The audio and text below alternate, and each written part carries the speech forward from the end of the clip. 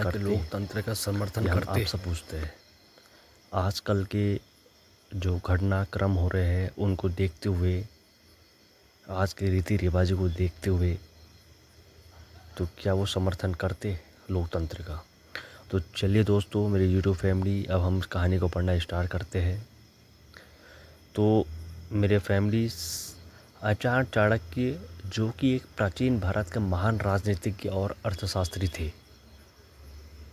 आचार्य चाणक्य जो थे वो प्राचीन भारत के राज्य के राजनीतिज्ञ और अर्थशास्त्री थे। सीधे तौर पर हम आपको बताना चाहते हैं, आचार्य चाणक्य पहले से ही लोकतंत्र की तरफ आकर्षित थे, क्योंकि वह एक बहुत कूटनीति व्यक्ति थे में लोकतंत्र का और उनकी समर्थन नहीं इसी करते कला थे, की वजह से क्योंकि आज उनके समय में लोकतंत्र की आधुनिक चंद्रगुप्त परिभाषा मौर्य को जैसे राजा बनाया शासन, गया था। तो आज हम उनको भूल भी नहीं सकते हैं। समय चाणक्य में जो कि प्राचीन भारत के महान राजनीतिज्ञ चाणक्य के समय में महान लोकतंत्र की कोई आधुनिक परिभाषा, सीधे तौर पर लोकतंत्र की आधुनिक परिभाषा नहीं करते जैसे थे। कोई शासन सीधे प्रणाली नहीं लोकतंत्र थी, का समर्थन नहीं करते थे। क्या खूब कहा है क्योंकि दोस्तों। उनके आप आचार्य चाणक्य की जीवनी पढ़ेंगे तो आप आचार्य और चाणक्य जो डूबते थे, नजर आएंगे मेरे दोस्तों। तो इसलिए आचार्य चाणक्य लोकतंत्र का समर्थन नहीं करते, क्योंकि उस समय नहीं था, लोकतंत्र की आधुनिक परिभाषा उन्हें बिल्कुल नहीं भाता था, आधुनिक परिभाषा क्योंकि उनके जैसे समय कोई में शासन हो लोकतंत्र गया, की आपका आधुनिक परिभाषा प्रणाली हो गई, नहीं थी, क्योंकि उनके समय में उनकी नीतियों लोकतंत्र में लोकतांत्रिक मूल्यों का, क्योंकि उनके समय में लोकतंत्र लेकिन की लेकिन उनकी लेकिन उनकी नज़रों में लेकिन उनकी नीतियों में, उनकी नज़रों में या नीतियों में आप कहिए, लोकतांत्रिक मूल्यों की झलक स्पष्ट रूप से मिलती है। लेकिन उनकी नीतियों में लोकतांत्रिक मूल्यों की झलक स्पष्ट रूप से मिलती है। लेकिन उनकी लोकतांत्रिक मूल्य की झलक स्पष्ट रूप से मिलती है। उनकी नीतियों में लोकतांत्रिक मूल्यों की झलक स्पष्ट रूप से मिलती थी।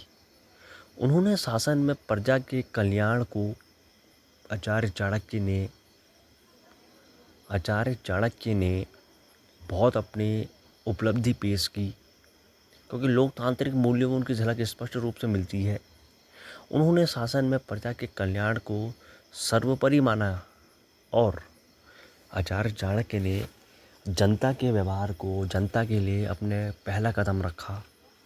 उन्होंने शासन के प्रजा के कल्याणों के लिए, यानी राज्य को एक अच्छा, स्पष्ट, ताकतवर देश बनाने के लिए अपना सबसे पहला जो कल्याण को सर्वोपरि माना और कहा कि राजा का सुख प्रजा के सुख में है। कितनी अनोखी और खूब बातें कही है मेरे दोस्तों आचार्य चाणक्य ने। आप इनमें पढ़ोगे तो अंदर तक डूबते हुए नज़र आओगे। अभी हमारी आवाज़ आपको अच्छी नहीं लग रही होगी, हम खुद जानते हैं, लेकिन उनकी अगर तुम जीवनी को पढ़ोगे आचार्य चाणक्य तो रो दोगे दोस्तों। तो आचार्य चाणक्य के शासन में प्रजा को कल्याण को सर्वोपरि माना है और कहा कि राजा का सुख प्रजा के सुख में है। राजा का सुख तभी है जब प्रजा सुख हो, प्रजा हर किसी अपने शरीर से मुक्त हो, तब प्रजा के सुख में है, जो कि जनहित आधारित शासन की भावना को दर्शाता है। क्या खूब कहा है दोस्तों, जो कि ये चीज़ें जनहित आधारित शासन की भावना को दर्शाता है। खूब कहा है दोस्तों, जो कि जनहित आधारित शासन की भावना को दर्शाता है, क्योंकि वो हमेशा दूसरों की भलाई के लिए अपना कदम हमेशा तत्पर तैयार रहते थे। और आज के समाज में भी हर आचार्य चाणक्य को हर कोई जानता है, उनके कूटनीतिक व्यवहार से, आज चंद्रगुप्त मौर्य इतना बड़ा नाम कमाया, तो जनहित आधारित शासन की भावना को दर्शाता है। चाणक्य यह मानते थे कि आचार्य चाणक्य यह मानते थे कि शासन की भागदौड़ किसी योग्य व्यक्ति को सौंपी जानी चाहिए। क्या खूब कहा है आचार्य चाणक्य जी ने। चाणक्य यह मानते थे, ठीक है दोस्तों, आचार्य चाणक्य यह मानते थे, आचार्य चाणक्य यह मानते थे कि शासन की बागडोर किसी योग्य व्यक्ति को सौंपी जानी चाहिए, ना कि केवल वंश के आधार पर। क्योंकि अगर वो वंश के आधार पर सौंपते तो वो अपने वंश को आगे बढ़ाता, अपने वंश के लिए काम करता।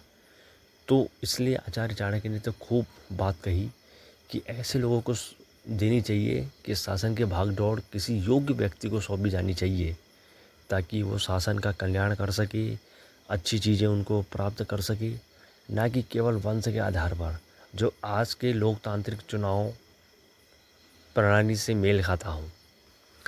ये देखिए दोस्तों, क्या खूब कहा आचार्य चाणक्य ने। व्यक्ति को सौंपी जानी चाहिए, ऐसी व्यक्ति को सौंपी जानी चाहिए, ना कि केवल वंश के आधार पर। एक पढ़े लिखे व्यक्ति, एक जो अपने शासन को, अपने समाज को आगे ले जा सके, उनका दुख दर्द समझ सके, ऐसे व्यक्ति को जानी चाहिए, ना कि केवल वंश के आधार पर, जो आज के लोकतांत्रिक चुनाव प्रणाली से मेल खाता है। आजकल के ज़माने में लोग अपना पेट पालने के लिए दूसरों को काटते हैं। तो ये ज़माना और वो ज़माने में बहुत ज़मीन आसमान का फ़र्क था मेरे यूट्यूब फैमिली। तो लोकतांत्रिक चुनाव प्रणाली से मेल खाता है। उन्होंने आचार्य चाणक्य कहते हैं, आचार्य चाणक्य ने कहा, उन्होंने शासन में पारदर्शिता, जवाबदेही और भ्रष्टाचार के विरुद्ध। अब देखिए दोस्तों, क्या खूब लिखा है, क्या आपको अंदर तक फील होगा। आचार्य चाणक्य कहते हैं, उन्होंने शासन में पारदर्शिता मतलब साफ, आईने की तरह साफ, पारदर्शिता, जवाबदेही और भ्रष्टाचार के विरुद्ध कठोर रुख अपनाने की बात कही। ये देखिए दोस्तों, क्या खूब कहा आचार्य चाणक्य ने, क्या खूब कहा दोस्तों। आचार्य चाणक्य ने, उन्होंने शासन में पारदर्शिता, आचार्य चाणक्य ने उन्होंने शासन में पारदर्शिता, जवाबदेही और भ्रष्टाचार के विरुद्ध, क्या खूब कहा दोस्तों। वो चाहते तो अपने वंश को बर्बाद कर सकते थे, अपने समाज को बर्बाद कर सकते थे, उन्होंने ऐसा नहीं करा।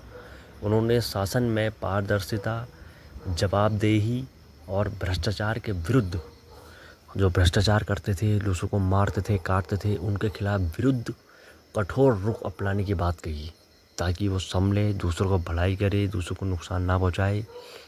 उन्होंने अपने लिए कुछ काम नहीं करा दोस्तों। और आज भी इसी कारण और युग युग में आज आचार्य चाणक्य की मांग है। आप छोटे बच्चे से लेकर बुजुर्ग तक हर किसी के मुंह में आचार्य चाणक्य की बातें स्पष्ट रूप से लिखी रहती है। तो विरुद्ध कठोर रुख अपनाने की बात कही, जिससे स्पष्ट होता है कि वे ऐसी शासन व्यवस्था में पक्षधर थे, जिससे स्पष्ट होता है, उनको स्पष्ट करने की कोई ज़रूरत नहीं थी, जिससे स्वयं स्पष्ट होता है कि वे ऐसी शासन व्यवस्था में पक्षधर थे, जिसमें जनता की भलाई और न्याय प्राथमिक हो।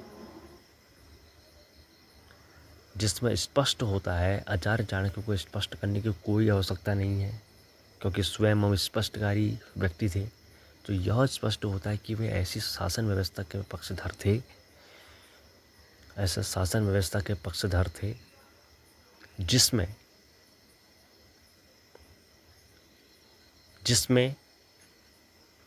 जनता की भलाई और न्याय प्राथमिक हो। अतः यद्यपि चाणक्य प्रत्यक्ष रूप से लोकतंत्र की वकालत नहीं करते। आचार्य चाणक्य प्रत्यक्ष रूप से लोकतंत्र की वकालत नहीं करते, फिर भी उनके भलाई और न्याय प्राथमिक हो। अतः यद्यपि चाणक्य प्रत्यक्ष रूप से लोकतंत्र की वकालत नहीं करते, फिर भी उनके विचार और नीतियाँ लोकतांत्रिक मूल्यों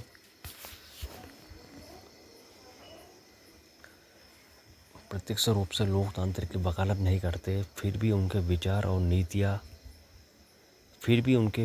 नीतियाँ लोकतांत्रिक मूल्यों के निकट दिखाई देती है। क्या खूब कहा है दोस्तों। यद्यपि चाणक्य प्रत्यक्ष रूप से, आचार्य चाणक्य जो थे वो प्रत्यक्ष रूप से लोकतंत्र की वकालत नहीं करते। जो लोग कहते थे कि वो दिखावा कर रहे हैं, जानबूझ के कर रहे हैं, या उनको ऐसा करके कुछ बड़ा फ़ायदा होगा, तो ऐसा कुछ नहीं था दोस्तों।